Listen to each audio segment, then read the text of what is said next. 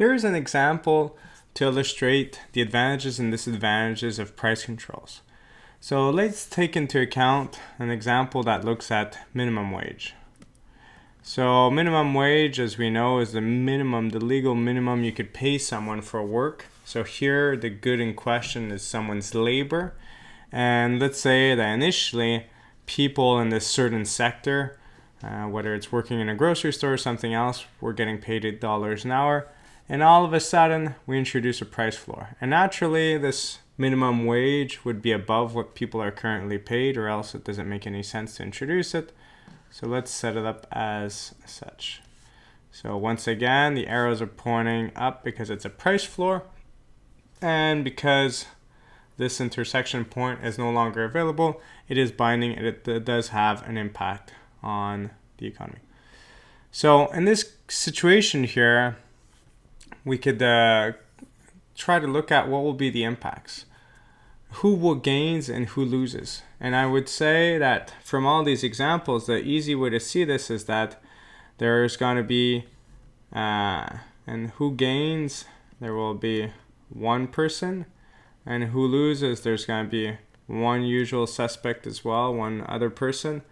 And actually there's going to be a third one that we'll want to add. So who gains here?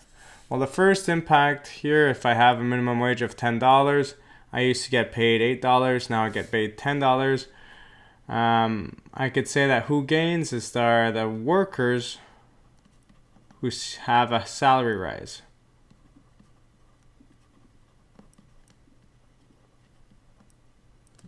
Okay, so if you're getting paid $50 an hour, it doesn't really make a change, but the workers who have a salary rise will be gaining from this story. Who loses? Well, who loses from this story? We could think of the producers producing this good that hire this labor. So the producers who hire the labor.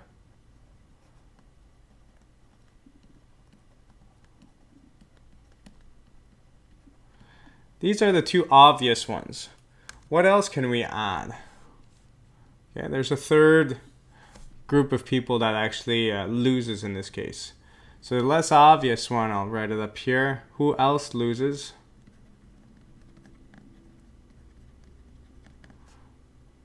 Okay. Well, who else loses? Let's try to see first kind of like the impact here on consumer surplus and producer surplus and so on and so forth.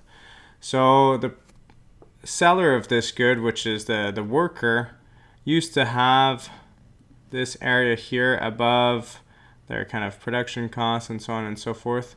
This was their surplus, and this was the surplus before for the people consuming this product. Now all of a sudden we have a situation where the price is higher, therefore this is now the surplus for the consumer of the product, the people who hire this labor.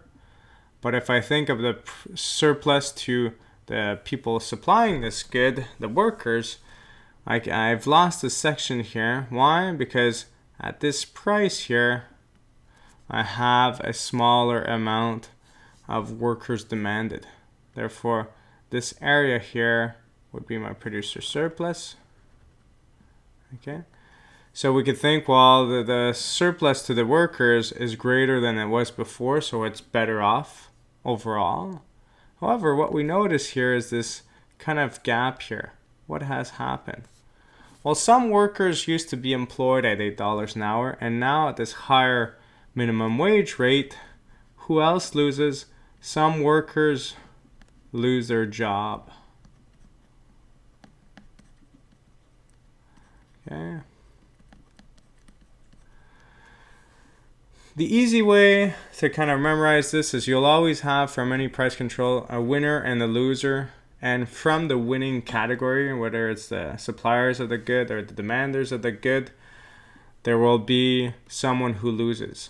In this case here, the people who lose are the people that are willing to supply work. They were working at $8 an hour. They would be very happy to work at $10 an hour. However, at $10 an hour, there are fewer jobs available, fewer firms hiring. Therefore, the amount of workers getting hired is smaller and some workers lose their jobs. So this is the example with minimum wage. In class, we'll go through some articles from The Economist who discuss the kind of bad effects that some people are wary of when talking about increasing minimum wages. So we'll see more of that in practice, but overall this is what we expect to happen.